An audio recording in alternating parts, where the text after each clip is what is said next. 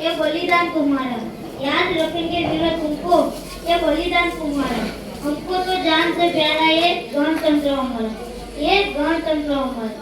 माननीय मुख्य अतिथि सरपंच श्री, ग्रामजनों, आचार्य श्री, शिक्षकों અને મારા પ્રિય મિત્રો, આજે હું પ્રજાસત્તાક દિન વિશે બે શબ્દો કહેવા માંગુ છું, એ શાંતિથી સાંભળવા વિનંતી। આપણે બધાને ખબર છે કે આજે આપણે 77મો પ્રજાસત્તાક દિવસની ઉજવણી કરવા માટે ભેગા થયા છીએ।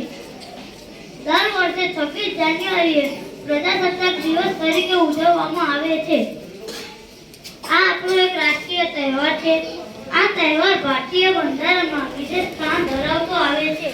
મિત્રો, 15 ઓગસ્ટ 1947 ના રોજ આપણો દેશ અંગ્રેજીનો ગુલામીમાંથી આઝાદી થયો, પરંતુ દેશની શાસન વ્યવસ્થા ચલાવવા માટે પોતાનું બંધારણ ન હતું।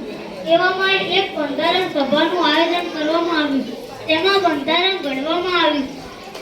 તેના નિર્માણમાં ડોક્ટર ભીમરાવ આંબેડકરની સૌથી મોટી ભૂમિકા રહી હતી। મિત્રો, 26 જાન્યુઆરી 1950 ના રોજ બંધારણ લાગુ કરવામાં આવ્યું હતું।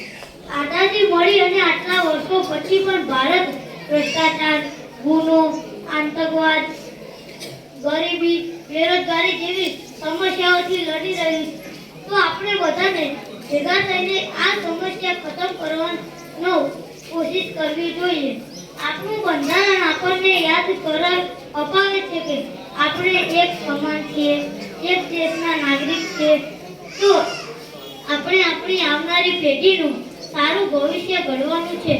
અંતમાં હું કહેવા માંગીશ કે લખાયું હતું લોહીથી જે ઇતિહાસમાં, એ દિવસ આજે ગૌરવ બનીને આવે છે। તો મારા તરફથી સૌને